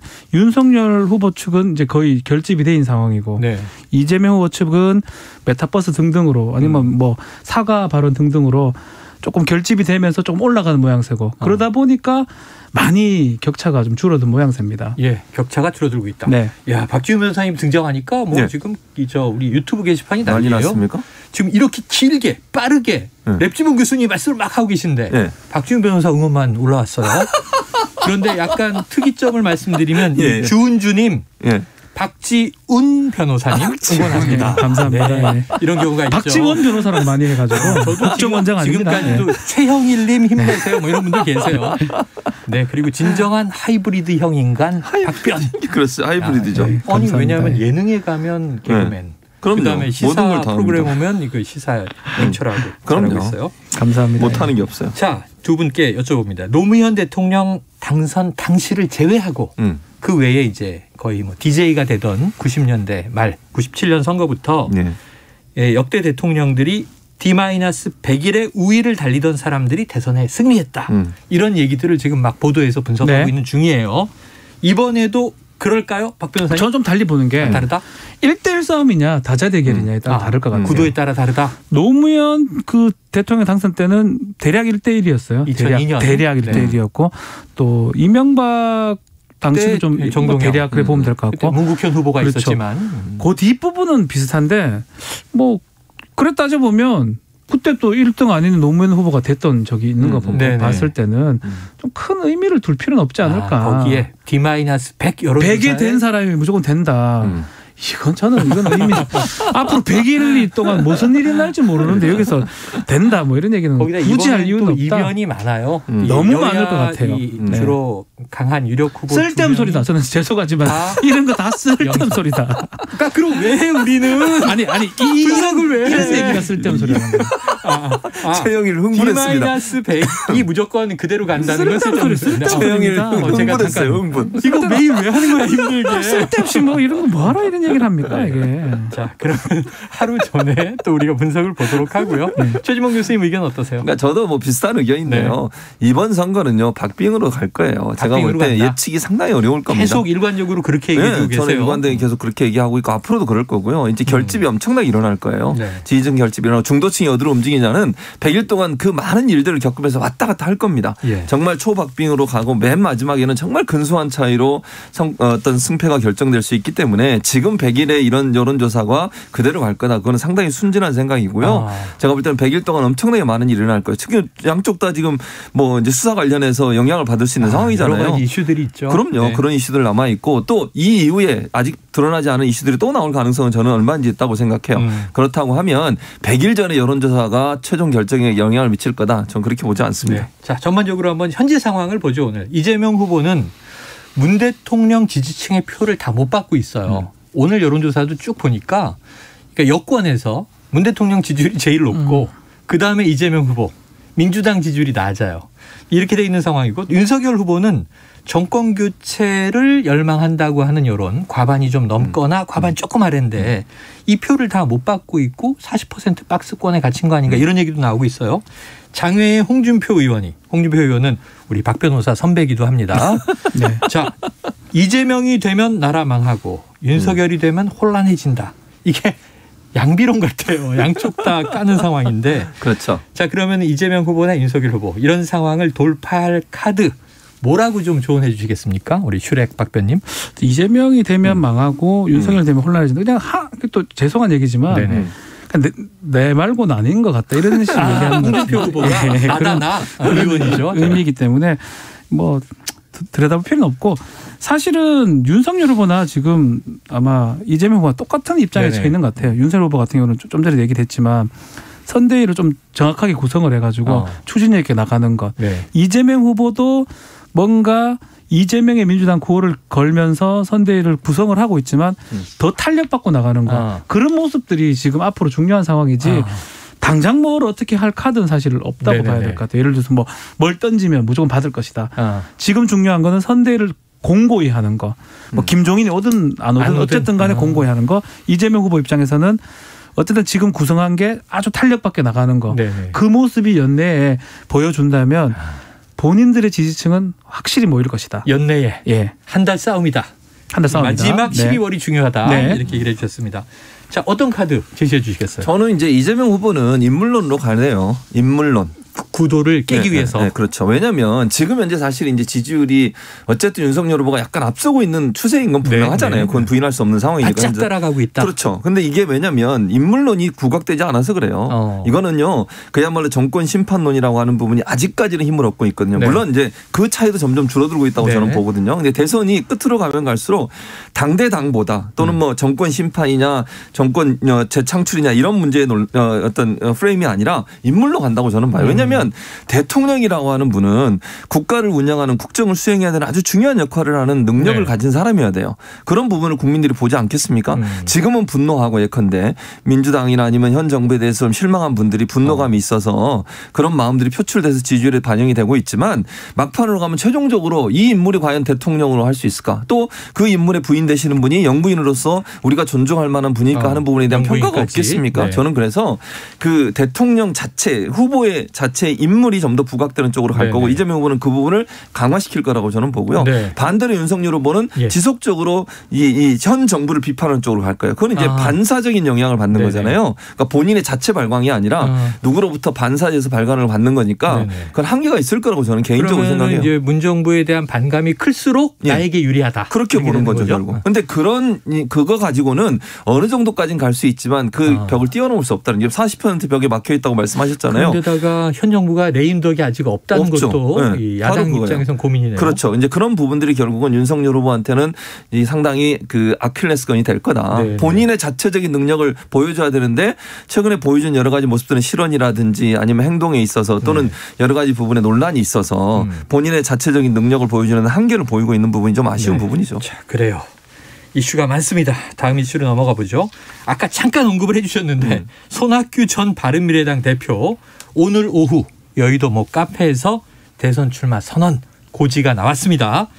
자, 이 민생당 소속으로 나올 것이냐 무소속으로 할 거냐 이런 관건이 되는 사안이 있었는데 예상치 못했던 상황이에요.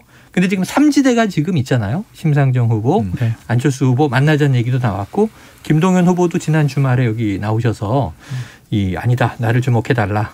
연대 가능성은 있다. 이런 얘기를 하셨는데 자, 손학규 후보 어떤 영향을 주겠습니까? 공간이 너무 작아요. 3지대 공간이 좁아. 지금도 뭐 심상정 후보도 3지대로 보기는 전 또 애매하다고 보이거든요. 정의당은 보이기 때문에 실제로는 하지만 공간이 너무 작기 때문에 좁기 때문에 뭔가 의미는 크게 없을 것 같아요. 깜짝 놀랐거든요. 여지가 없다. 깜짝 놀랐어요. 그럼 갑자기 이게 왜 나왔을까? 글쎄 뭐 이런 얘기가 조금 불편할 수도 있는데 손학규 이제 전 의원이 전 대표가 뭐 할 때마다 이제 손학규 효과라고. 그 아까 일부에서 다뤘는데 그러니까 그런 것 때문에 오히려 그런 데 관심이 좀 많은 국민들이 있는 것 같고 어쨌든 간에 나와서 뭐 다른 어떤 메시지를 던져야 되는데 그게 과연 있는지 그걸 봐야 돼요. 뭐 김동연 지금 후보도 사실은 아주 지지율이 아직 못 미치고 있거든요. 그래서 좀 봐야 되는데 메시지가 뭐가 있을지 좀 의문스럽습니다. 왜냐하면 오랫동안 정치를 했고 오랫동안 대권 도전했던 사람이기 때문에 글쎄요. 뭐 저는 글쎄요. 밖에 말씀 못 드리겠습니다. 손학규 전 대표 이 제3지대 공간이 너무 좁다. 이 특별한 메시지가 있을지는 지켜봐야겠지만 쉽지 않을 것이다. 그런데 또 하나 지금 주목을 해야 될까요? 허경영 후보가 3위를 하는 여론조사 3위. 이 양대 여야 후보 외에 3위. 그런데 지지율 5%가 넘으면 대선 주자 토론회에 그 메이저 자리에 앉잖아요. 그렇죠. 그 5% 안 되면 마이너들 따로 또 토론하고. 자, 어떻게 보십니까? 허경영 현상. 허경영 현상 당황스럽습니다. 한마디로. 좀 당황스럽고요. 왜요? 아니 올해 출마하셨는데. 올해 여러 번 하셨죠. 뭐 매번 출마하셨으니까 본인은 뭐 좋아하실 수 있는데 이제 뭐 5% 이게 이제 한 여론조사 결과니까 이거는 뭐 어떻게 될지 좀 지켜봐야 된다고 저는 보고요. 이분이 만약에 진짜 양당 후보하고 함께 출연한다. 상당히 토론회가 좀 희화화되지 않을까 하는 우려가 있습니다. 사실. 그러니까 정책적 대결을 해야 되는데 상식적인 부분에서 받아들일 수 있는 정책을 얘기하면 국민들이 공감도 하고 동의도 할 텐데 이제 허경영 후보가 아시는 것처럼 좀 이제 우리가 생각할 때 황당하다고 할 정도의 주장들을 많이 하시잖아요. 뭐 몇 억씩 주겠다. 뭐 어떻게 막 이렇게 얘기를 하시니까 그런 부분은 사실 정치가 희화화될 수 있어요. 그리고 사실은 이제 뭐 제가 이런 표현은 제 개인적인 생각입니다. 뭐 기분 나쁘실 수도 있지만 본인이 이제 당선 가능성은 현재로서 낮잖아요. 그러면 제 말이 틀렸나요? 자, 이 허 후보님 쪽에 반론 전화를 기다리겠습니다. 어쨌든 그러니까 제가 말씀드린 것은 제 개인적인 생각이라는 거 말씀을 드리고요. 그런 상황에서 만약에 세 분이 함께 토론한다 그러면 토론회 자체에 상당히 좀 전체적으로 국민들이 알고 싶어하는 내용들을 전달하는데 상당히 혼란이 올 수 있다는 점을 좀 우려되는 부분인데 그렇다 하더라도 뭐 본인이 만약에 5% 넘어가지고 나온다면 어떻게 막을 수가 있겠습니까? 이게 좀 뭐 희화 얘기를 했는데 그만큼 사실은 부동층, 모름 아니면 아직 지지 후보자가 없음이 10% 내외입니다. 아직까지. 상당히 많다고 봐야 되거든요. 다 싫다는 거예요. 후보를 결정하지 못했다. 정치 무관심에 정치 혐오에 지금 양당 후보들 또 뭐 제3지대라는 그 사람들 다 싫다니까 이제 허경영 후보를 지지한 4.75%는 상당히 4.7이면 100에 5명이 지금 지지한다는 겁니다. 그렇죠. 귀성 정당도 아니잖아요. 어떻게 보면. 뭐 국회에 있는 정당도 아닌데. 그럼에도 이런 거는 조금 우리 정치가 한번 다르게 좀 생각해야 될 부분은 맞다. 뭐 그 내용을 떠나서 지점으로 삼아야 된다. 저는 그렇게 생각해야 될 것 같아요. 자, 4.7% 얘기하셨으니까 여론조사 전문기관 아시아 리서치 앤 컨설팅이 지난 24일 전국의 만 18세 이상 남녀 1,018명을 대상으로 조사한 결과입니다. 이 조사에서 4.7%로 3위를 한 결과를 언급을 드린 거고요. 괜히 얘기했네요. 죄송합니다. 괜찮아. 이 정도는 제가 서비스 해야죠. 자, 이번에 또 이제 핵심 이슈로 들어가 볼게요. 이 주말 사이에 지금 야당 국민의힘 선대위 인선의 변화가 있었는데 그중에 좀 눈에 띄는 대목이 아까 김은혜 의원께도 여쭤봤지만 딸 채용 청탁 재판이 끝나지 않은 김성태 전 의원이 직능총괄본부장으로 들어왔다가 불과 한 2, 3일 만에 사퇴를 했어요. 자, 윤석열 후보가 김성태 전 의원에 대해서 한 말이 이후에 논란이 됐습니다. 한번 듣고 오죠. 글쎄, 제가 뭐 그 사건을 검찰에서 맡았던 건 아니고 그냥 이제 언론을 통해서 들었는데 몇 년 됐지 않습니까? 이게 2017년인가 8년에 그래서 그 뭐 무죄 났다는 얘기도 들었고 또 최근에 무죄 났다는 얘기는 아주 최근에 들었어요. 그 후에 항소심에서 또 판결이 바뀌었다는 얘기는 1심 무죄 났다는 얘기 들은 지가 좀 돼. 그래서 통상 이 중앙위 의장이 이제 조직의 직능을 다 관리를 해왔기 때문에 그래서 이제 그 짧은 기간의 선거 조직이기 때문에 이제 저도 크게 의식을 못했던 것 같아요. 그 얘기를 한 겁니다. 네, 지금 나오는 사이에 박주민 변호사님이 윤석열 후보 성대모사 하셨네요. 너무 똑같은데 저희가 이렇게 직접 들을 필요도 없었는데 다만 그렇게 되는 경우에는 또 이게 너무 희화화되는 예능이 되기 때문에 자, 이 내용이 그겁니다. 이 김성태 전 의원 논란을 크게 의식하지 못했다. 오래전 일이라 기억을 못했다 이런 얘기인데 최 교수님 어떻게 들으셨어요? 아니 저는 이제 본인이 기억을 못하니까 제가 할 말은 없는데요. 네네네. 기억 못하는 건 잠깐 이해는 안 돼요. 왜냐하면 2019년 사건이잖아요. 네네. 그리고 그 당시에 본인이 서울지검장을 하고 있었어요. 네네. 검찰이 기소를 했잖아요. 검찰 현직에 있었죠. 현직에 있었고 검찰이 기소를 한 사건이에요. 네네. 이 사건이. 아직 재판이 안 끝났고. 그렇죠. 그리고 본인은 서울지검장 하고 있었고 그리고 이 사건이 얼마나 언론에 보도가 됐습니까? 막 그분 막 울기도 하시고 막 이랬잖아요. 네, 인터뷰하고. 이런 얘기도 했고. 뭐 제가 할 때 여기 있는 세 분 다 저를 포함해서 세 사람 다 기억하고 있을 거예요. 근데 그걸 기억을 못했다는 건 일단 이해가 안 돼요. 저는 개인적으로.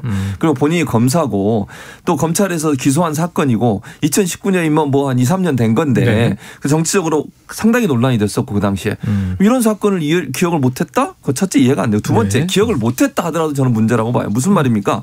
이 사람을 어떤 직책 본부장이 앉히려면 과거에 어떤 일이 있었는지 봐야 되는 거 아닙니까?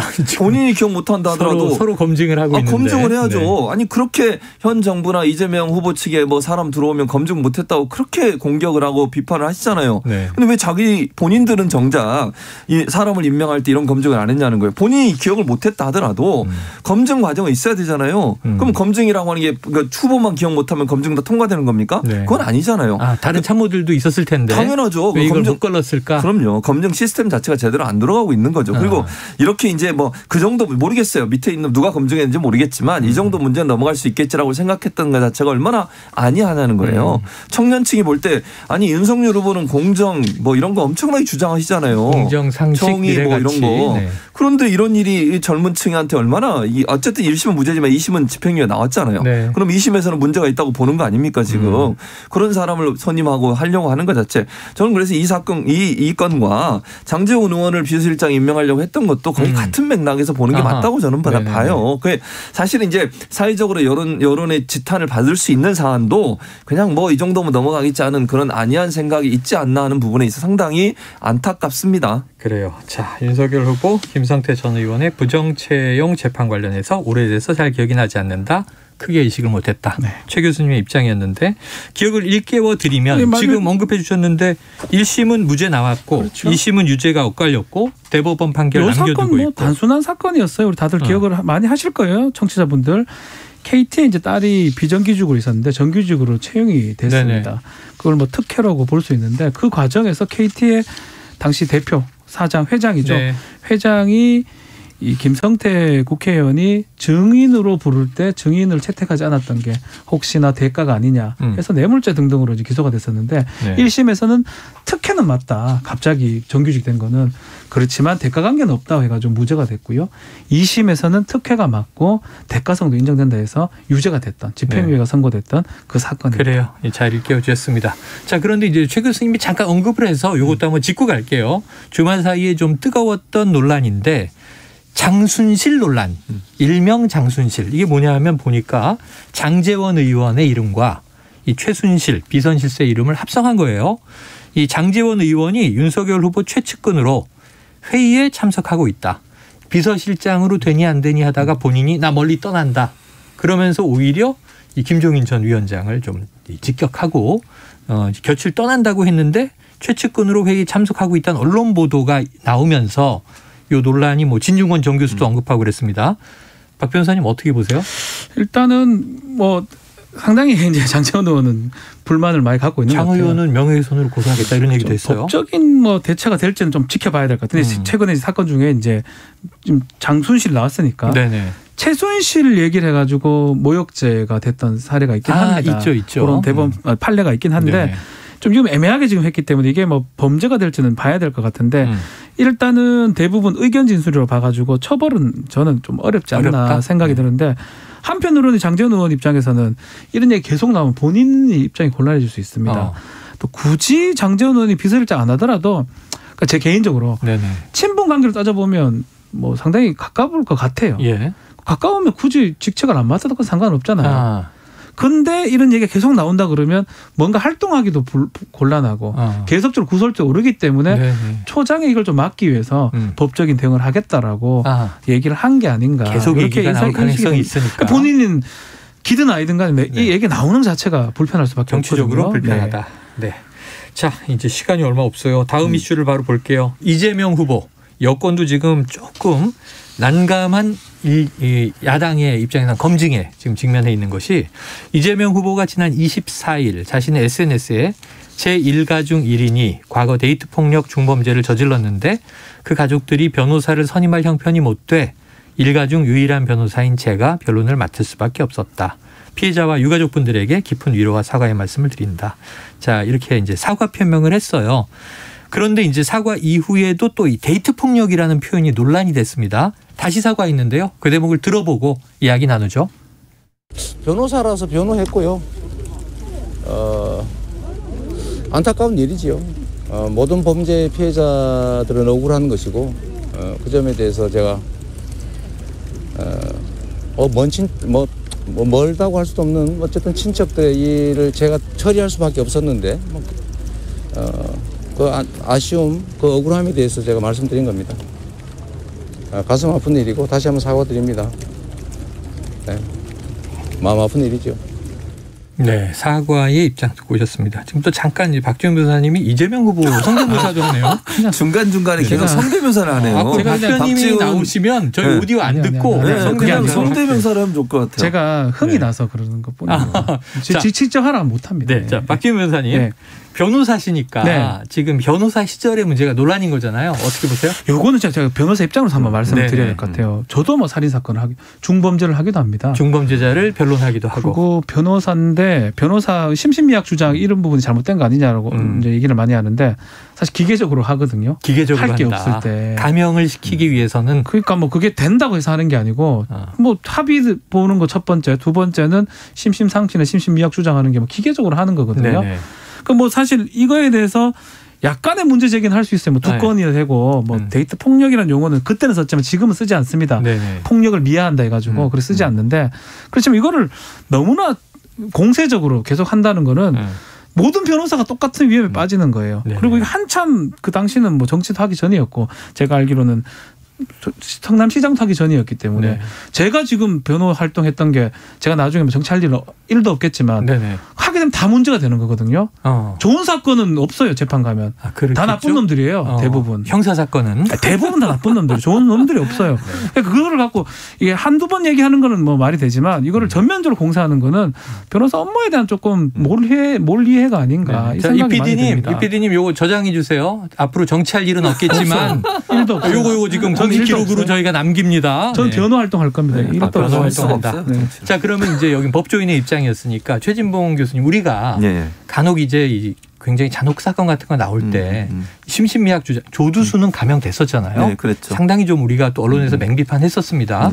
근데 이런 경우 어떻게 좀 또 그러니까 저는 그러니까 이렇게 이해해야 돼요. 그러니까 변호사는 변호사의 윤리와 업무를 해야 되는 겁니다. 그러니까 변호사가 예를 들어서 물론 사건 수임을 할지 안 할지는 본인이 결정하는 거예요. 네.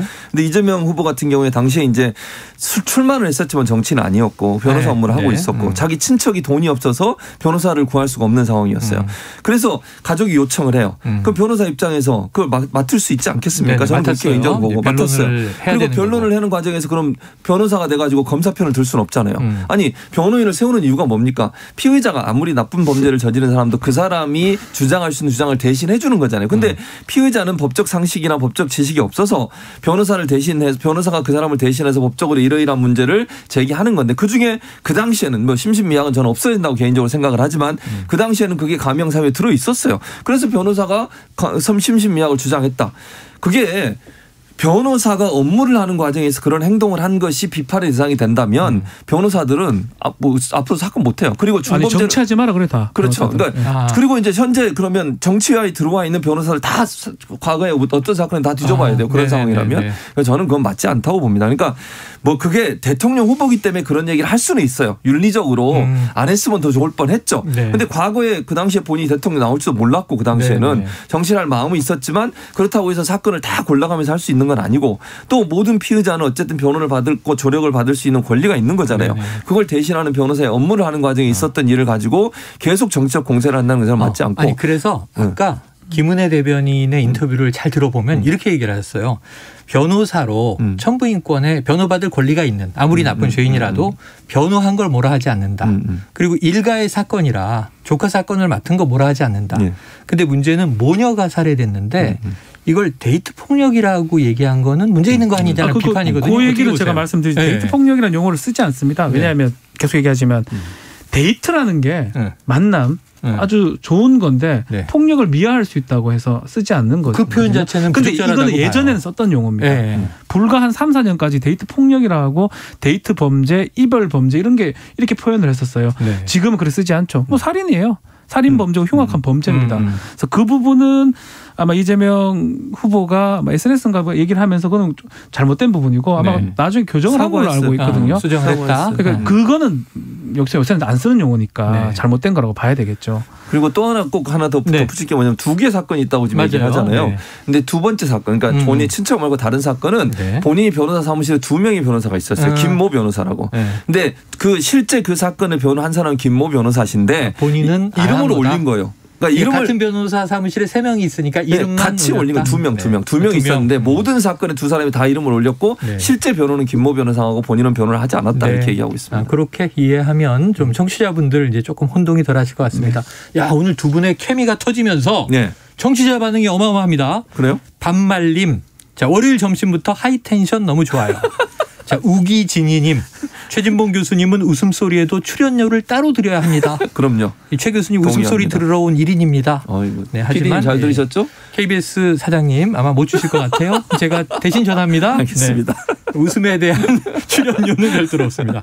자, 오늘 대선 D-100 특집 봉훈 브라더스 꿀케미 최고였습니다. 오늘 두 분 말씀 잘 들었습니다. 고맙습니다. 감사합니다.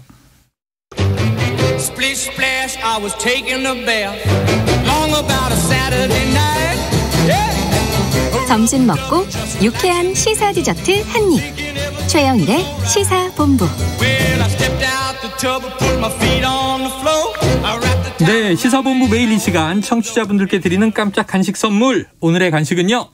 자, 오후 이 시간 딱 당이 떨어지시죠. 그러셨을 것 같아서 초코맛 버섯 과자 드립니다.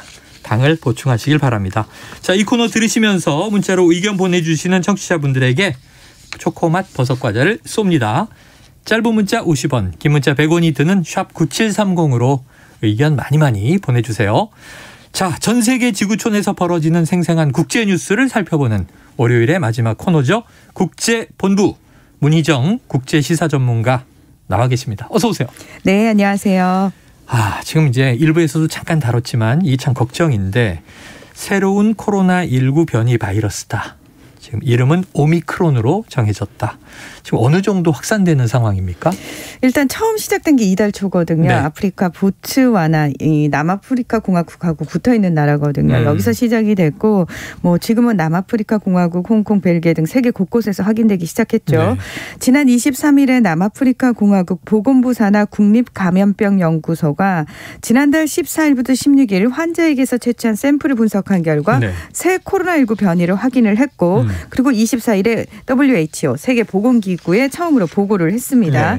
그러자 26일 WHO가 이 새로 발견된 변이를 오미크론으로 명명하면서 우려 변이로 분류를 해요. 그러니까 우려 변이가 뭐냐면은 전파력과 증상, 백신 효과 등을 고려해서 주의해야 할 변이 바이러스인데 이 WHO가 지금까지 지정했던 우려 변이는 알파, 베타, 감마, 델타 이 네 종류였는데 여기에 오미크론이 이제 포함이 되게 된 겁니다. 이 WHO는 이번 변이가 특히 돌연변이 보유수가 많고 다른 우려 변이와 비교해서 재감염의 위험률이 높다 이렇게 경고를 했는데요.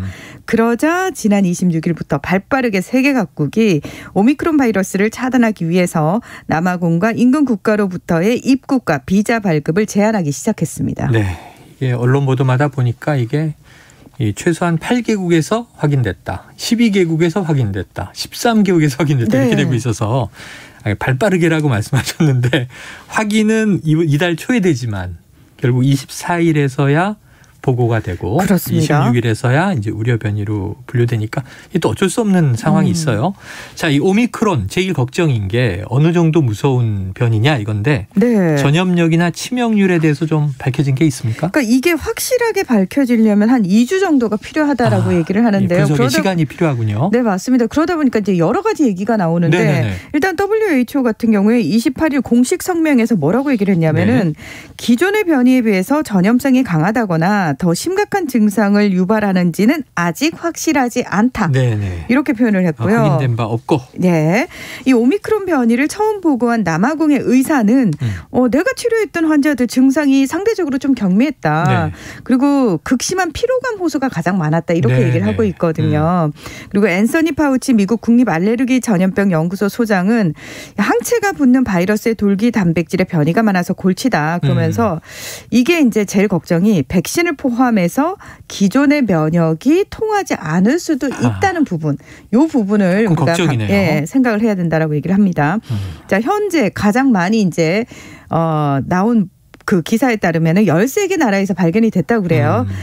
정보가 부족하기 때문에 일단은 최대한 확산을 늦추면서 파악할 시간을 얻기 위해서 각국이 방역 강화와 입국 규제 조치들을 내놓고 있는 겁니다. 네, 우리나라도 지금 남아공 등 뭐 8개국에서 들어오는 이제 항공편 막고 검역 강화하고 이제 이런 쪽인데 다 유럽 국가들도 뭐 요하네스버그 남아공의 공항발 항공기를 다 막았다, 봉쇄했다 이런 얘기들이 나오고 있어요. 네. 지금 앤서니 파우치 소장 말에 따르면 이게 우리가 스파이크 단백질 이렇게 부르는 돌기가 많아서 골치다. 기존 면역이 들을 것인가 이게 걱정이네요. 근데 이게 또 한 가지 좀 흥미로웠던 대목이 네. 지난주에 제가 누 변이 바이러스라고 소개를 했는데 맞아요. 주말 사이에 예. 이름이 오미크론이어서 2단계 건너뛰어서 또 나왔어 그랬더니 같은 거라면서요. 네, 같은 겁니다. 네. 말씀하신 것처럼 처음에는 누라고 얘기를 네. 했어요. 근데 이게 이제 저희가 그리스 알파벳 글자 순서대로 이름을 짓고 있다는 건 아시잖아요. 알파, 베타, 가마, 델타가 그거죠. 네, 맞습니다. 근데 이 영어 단어 뉴와 아무래도 발음이 거의 같다 보니까 혼동을 줄 수 있다면서. 뉴 바이러스, 예. 그럼 새 바이러스. 그래서 건너뛰었어요. 그러면은 뉴 다음인 크씨를 붙여야 되거든요. 네네. 근데 이 크씨도 뛰어넘어서 15번째 글자인 오미크론으로 명명을 한 거예요. 네. 근데 그럼 크씨는 왜 건너뛰었느냐? 네. XI로 표기가 되는데 이 영어권 국가에서 시진핑 중국 국가 주석의 이름을 표기할 때 성만 따서 XI라고 쓰기 때문에 이렇게. 공교롭게 절차가 같아서 아니 이거 WHO가 초기부터 중국 눈치 너무 보더니 그런 얘기가 있었죠. 이름을 짓는데도 중국 눈치 본 거 아니냐 이런 얘기가 나오거든요. 뭐 당연히 아니라고 하겠죠. 네. 2015년 5월부터 이 WHO는 특정 문화, 사회, 국가, 지역, 민족, 직업군에 대한 공격을 방지하는 질병 명명법을 규정을 했습니다. 그래서 뉴욕 포스트도 낙인을 피하려고 지명이나 사람 이름, 동물 등을 사용하지 않는다는 이 명명 규칙을 따라서 흔한 성씨인 XIC를 쓰지 않은 것이다. 이렇게 설명을 하고 있습니다. 네. 뭐 여기에 대해서 뭐 양해는 될 것 같아요. 시진핑 주석만이 아니라 또 중국의 수많은 이제 시시들이 있을 테니까. 그러니까요. 우리는 또 한자로 좀 습건평 뭐 이렇게 되는데. 맞아요. 자, 이게 그래서 누 변이 바이러스 이름이 오미크론으로 정해. 아니 애초에 왜 그리스 알파벳을 써요? A, B, C, D 하면 이런 문제가 없잖아요. A 변이, B 변이, C 변이 하면 되지. 아우 이거 정말 그리스 알파벳을 어디까지 공부해야 하나. 조금 있으면 오메가가 끝인데. 네. 오메가까지 나온다면 어떻게 되나 걱정입니다. WHO의 건의를 해보시는 걸로. 네. 자, 이 백신 불평등에서부터 오미크론이 비롯됐다. 이런 전문가의 비판도 있던데 이건 어떤 내용입니까? 그동안 감염병 전문가들이 이 백신 접종률이 낮은 가난한 나라들에서 어떤 변이 바이러스가 출현할지 모른다라는 경고를 계속 얘기했죠. 계속 얘기했습니다. 선진국만 너무 많이 맞고 있다. 맞습니다. 그리고 이 특허권 폐지해가지고 다른 나라에서도 생산할 수 있게 만들어줘야 된다 이런 얘기 계속해서 했거든요. 근데 이 오미크론이 처음 발견된 보츠와나도 그렇고 남아공의 백신 접종률은 20%대에 불과하고요. 이 아프리카 대륙 전체로 확대하면 7.15% 정도밖에 되지 않습니다. 이 전문가들은 가난한 나라들의 경우 백신은 물론이고 치료마저 변변치 않기 때문에 감염자들의 몸이 오랫동안 이 코로나 바이러스에 노출됐을 가능성이 높고 그 과정에서 돌연 변이를 일으켜서 각종 내성을 키웠을 것이다. 이렇게 추측을 하고 있기도 합니다.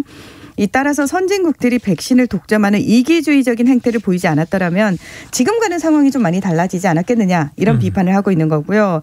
게다가 이 남아공과 인근 국가로부터의 국경을 그 많은 나라들이 걸어 잠그지 않았습니까? 그러니까 이 부분에 대해서도 WHO가 오미크론 변이 샘플을 전 세계 각 연구소에 보내기 위해서 분주히 움직이고 있는 남아공에게 오히려 입국 금지와 같은 페널티를 주는 것은 부적절하다 이렇게 지적을 하기도 했습니다. 근데 또 전문가들은 지금 시간을 벌어서 이 정보를 빨리 알아내야 되기 때문에 어쩔 수 없는 조치다라고 항변을 하고 있기도 하고요. 이게 참 고민이에요. 그러니까 백신 양극화 문제는 충분히 이제 이해가 되는데 지금 특정 국가만 집중적으로 맞는 것보다 전 지구인들에게 맞춰야 되는데 근데 우리도 또 국내 확진이 늘어나니까 부스터샷 접종을 확대하고 있고 그러니까 국내를 생각하면 이게 부스터샷 맞아야 될 것 같고 근데 또 전 지구를 생각하면 나눠 써야 될 것 같고 이게 또 국경을 안 막을 수도 없고 열 수도 없고 그런데 또 이제 너무 닫으면 안 된다는 또 WHO 지적도 있고 고민의 연속인데 어렵습니다. 코로나19 팬데믹 상황에서